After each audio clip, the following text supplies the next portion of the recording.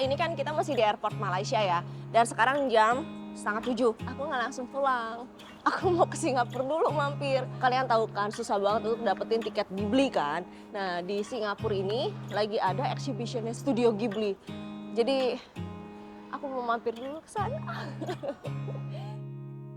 Penerbangan ke Singapura dari Kuala Lumpur enak banget nih, karena singkat. Ini tuh kalau dicurut nggak akan berasa banget sih. Soalnya dia butuh minimal 2 jam gitu untuk ngueng-ngueng. Ya kan? Apa aku bilang? Nakal banget dia.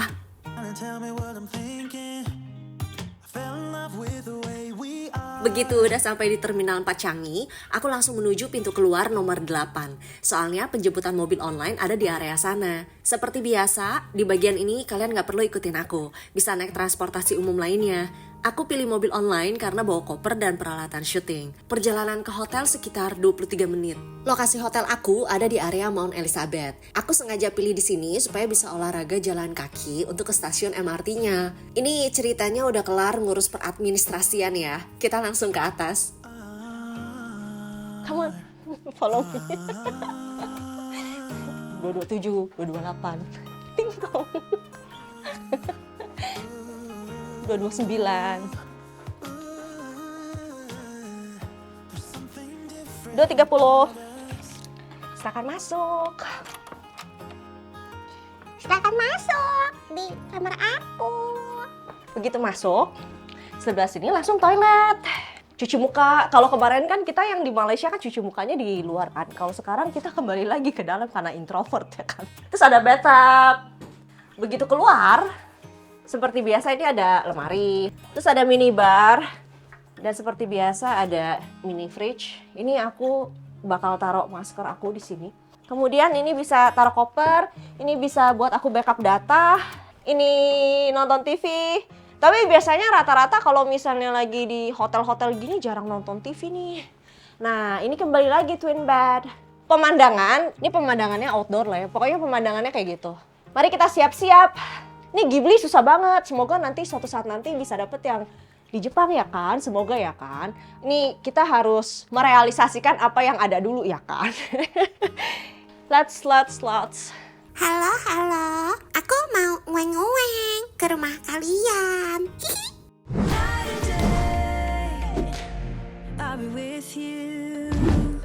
Kita langsung menuju ke pameran Studio Ghibli ya. Aku naik MRT dengan kartu EasyLink yang udah aku punya sejak lama. Emang sih kartu ini kan ada masa berlakunya ya. Tapi nggak perlu khawatir, kalau di dalamnya masih ada saldo, semuanya bisa dipindahin ke kartu baru kok. Jadi saldonya nggak hangus. BTW, aku turun di stasiun Bayfront. Setelah udah naik MRT, tinggal keluar, terus ikutin aja arah. Ghibli-nya ada di Art Science Museum. Setelah itu tinggal jalan kaki sekitar 11 menit. Tapi nggak akan berasa capek dan jauh karena kita ngelewatin area Marina Bay Sands. Selain bisa lihat toko-toko di mall, kita juga bisa menikmati pemandangan alam terbuka. Biasanya banyak yang suka nongkrong di sini, ada juga yang lari dan main sepeda. Kalau aku tinggal di sini, pasti area ini bakalan jadi tempat nongkrong favorit sih. Itu dia, Art Science Museumnya ada di depan. Ini pamerannya dari tanggal 4 Oktober 2024 sampai 2 Februari 2025. Aku datang 45 menit lebih awal dari jam kunjungan yang aku pilih. Di depan Art Science Museum ada patung Ponyo yang sangat menggemaskan. Ini aku suka banget. Ini padahal belum masuk ya, tapi udah menarik banget gitu. Hal pertama yang harus kita lakukan adalah ikut ke dalam barisan antrian dan siapin e-tiket untuk di-scan. Cerita singkat tentang Studio Ghibli ya. Lahir tahun 1985 oleh sutradara film animasi Isao Takahata dan Hayao Miyazaki. Ada 25 film. Kebanyakan filmnya tuh masuk box office nomor 1 di Jepang. Sekarang aku cerita sedikit tentang exhibitionnya ya, supaya kalian ada gambaran yang sebentar lagi akan kalian lihat. Biar kalian juga bisa menikmatinya sama seperti aku. Kalau kalian familiar dengan film Spirited Away, My Neighbor Totoro, atau Kiki's Delivery Service, film-film tadi akan kita nikmati secara nyata dengan set teater berskala besar.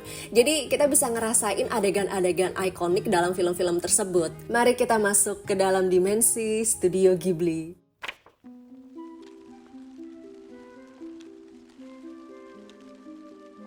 Film Howl's Moving Castle tentang seorang gadis pekerja keras Sophie bertemu dengan penyihir tampan Howl. Penyihir lain gak suka lihat kebahagiaan Sophie yang akhirnya dikutuk menjadi tua. Di balik cerita yang terkesan seperti dongeng, ada banyak pesan moral di dalamnya yang relate banget sama kehidupan kita. Ketika Sophie dikutuk menjadi tua, dia kehilangan kecantikannya dan tubuhnya pun renta. Tapi Sophie mendapat kebijaksanaan yang dia gak mengerti sebelumnya. Selalu akan ada pengganti atau sekedar hikmah di balik kehilangan yang amat menyedihkan. Dari Howl, kita disadarkan tentang gak ada satu orang pun yang bisa melarikan diri dari masalah kehidupan. Dari Sophie, kita bisa belajar tentang menembus batas, alias harus berani keluar dari zona nyaman. Gak hanya itu, Calcifer, entitas iblis yang bentuknya api ini pemarah banget. Tapi begitu dikasih pujian sama Sophie, dia tuh jadi tersentuh dan mulai terinspirasi untuk melakukan pekerjaannya dengan usaha yang lebih baik dari sebelumnya. Ini mengajarkan kita, daripada berkata buruk, gak ada salahnya berkata baik dan memberikan pujian sederhana ke orang lain. Karena apa yang kita katakan bisa mempengaruhi dan mengubah seseorang. Banyak banget kan pelajaran hidup yang bisa kita ambil. Film Castle in the Sky tentang petualangan Pazu dan Sheeta dalam mencari kastil terbang legendaris Raputa. Tapi nggak hanya sebatas itu aja. Film ini juga mempertanyakan hubungan manusia dengan alam dan peran teknologi di dalamnya. Yang aku suka dari film ini, meski dirilis tahun 1986 dan udah lewat beberapa dekade gitu ya, tapi pesan filmnya tuh masih relate sama zaman sekarang. Beberapa contoh pesan di film ini adalah, kekuatan besar tuh bisa aja disalahgunakan jika jatuh ke tangan yang salah. Selain itu, kita bisa lihat secara mendalam tentang keserakahan manusia yang bisa membawa kehancuran. Relate kan?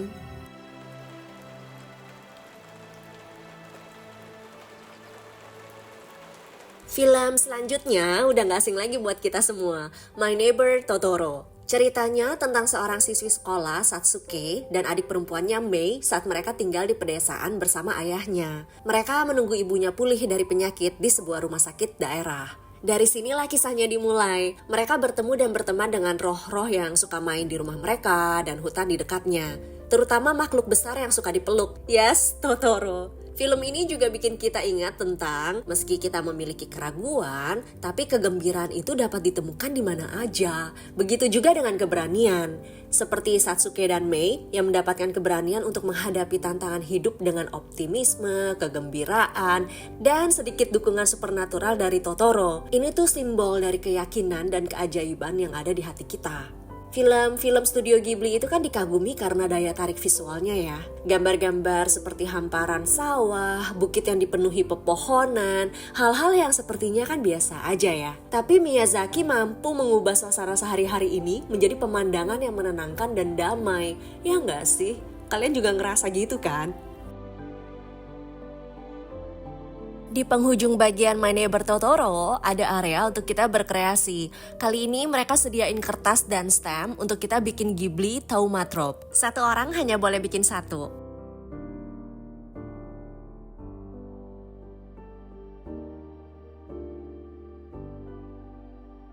Film Kiki's Delivery Service terlihat cute banget karena ada sosok penyihir cilik Kiki yang punya kemampuan terbang menggunakan sapu dan sosok Gigi, seekor kucing yang setia menemani Kiki, berasa kayak aku dan Curut kan? Lebih dari itu, film ini mengajarkan kita tentang pentingnya percaya sama diri sendiri, gak takut untuk mencoba hal-hal baru, dan tetap mengejar impian meski kita harus menghadapi segala rintangan.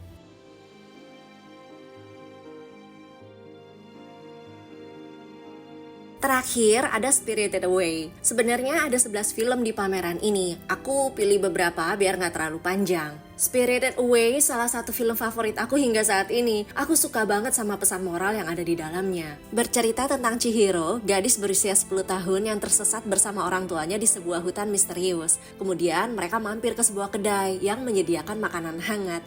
Disinilah petualangan dan perjuangan Chihiro dimulai. Pesan di film ini yang paling membekas di hati adalah jangan berlarut menyalahkan diri sendiri atas apa yang terjadi. Cintailah diri sendiri, karena dengan kita mencintai diri sendiri, kita bisa mengatasi permasalahan yang ada dengan baik.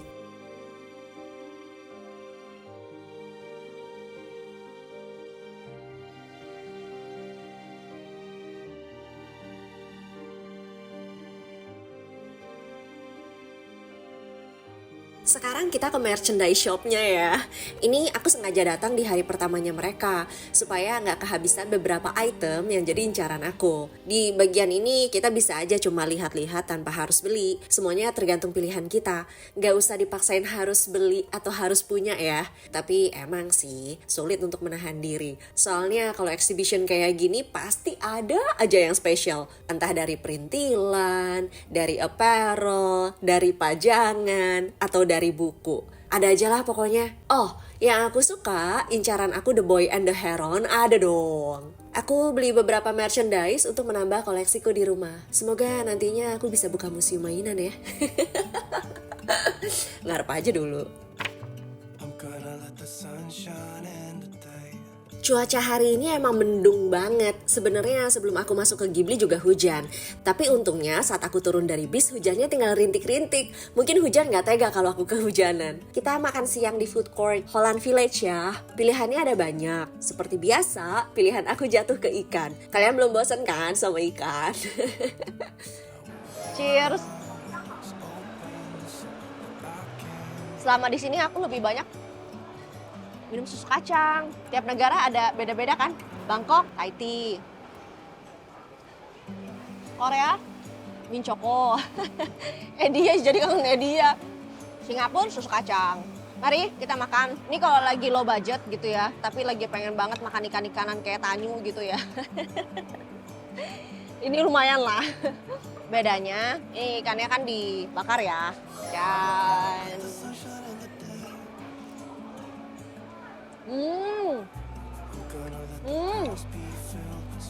bawahnya ada kol. Nah aku suka nih kolnya karena dibakar jadi agak-agak kecoklatan.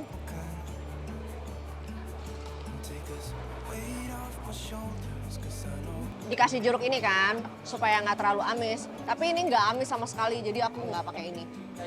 Plus kalau misalnya kalian suka agak asem ya pakai itu. Aku mau yang banyak. Oh yummy. Ini enak nih, sayang kalau dibuang.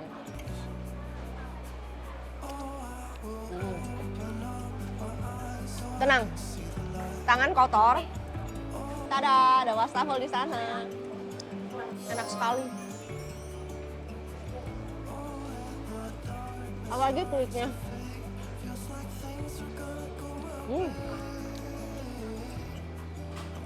Dan Super yummy.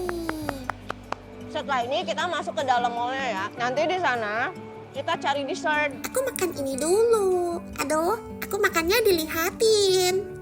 Berikutnya, ini sebenarnya franchise dari Jepang masuk ke Singapura. Ini antriannya emang lumayan panjang, tapi kita harus coba ini. Ini unik banget, dia tuh kayak minuman, tapi ada mochinya. Warabi mochi Kamakura. Yang aku suka dia nggak pakai bahan pengawet. Jadi begitu dibikin sama dia, kita emang harus makan dan harus minum gitu. Jadi nggak boleh dibesok-besokin. Mari kita coba. Atasnya ada ice cream. Sebenarnya atasnya itu kayak dilapisin sirup gitu. Cuma tadi aku minta nggak usah gitu.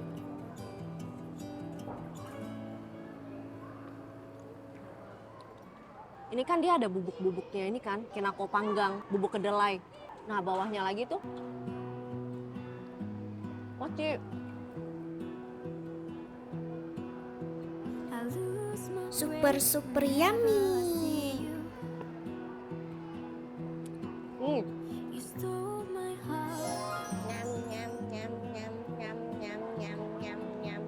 Kalian tunggu sini deh, aku beli lagi biar kalian bisa lihat yang sirupnya itu loh.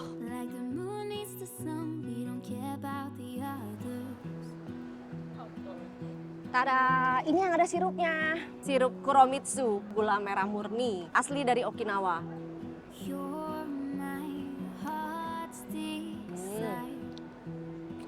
Kalau ada gulanya, rasanya lebih beragam sih.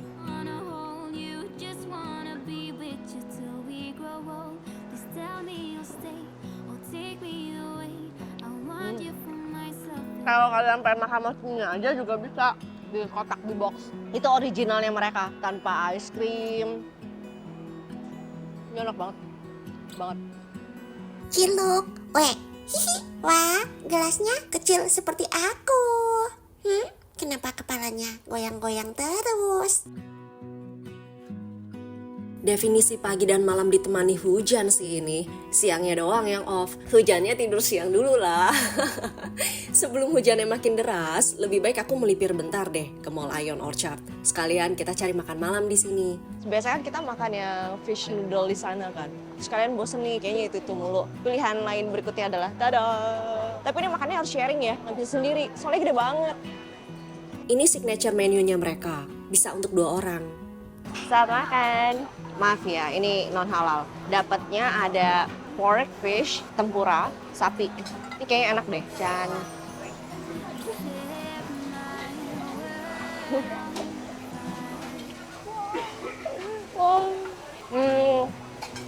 Ini kita boleh pindahin nggak? Ini aku adds on telur omelet.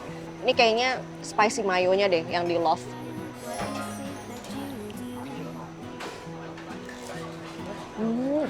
Super yummy. Hmm.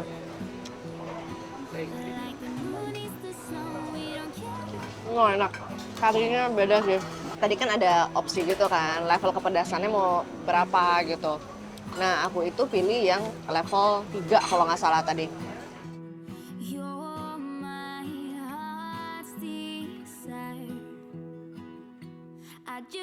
Suap aku ya. Aku lapar sekali. Tadi aku lihat di beberapa meja, mereka tuh makan sendiri-sendiri gitu loh, porsinya sebanyak ini.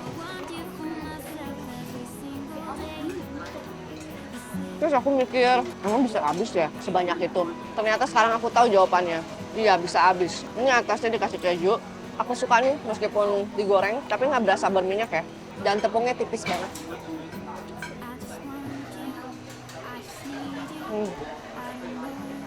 Kita coba fishnya. Wah, aku nggak nyangka sih ternyata seenak ini. Aku biasa kalau lagi makan-makan kari kayak gini, kadang kalau kebanyakan agak enek kan. Ini kayak medok tapi light gitu. Gimana ya jelasinnya?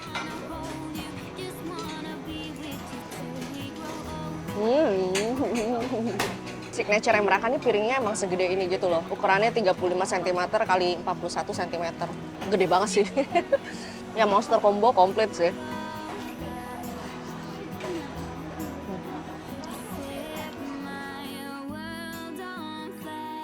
Wah, aku makan banyak. Kenapa aku disuruh bobo?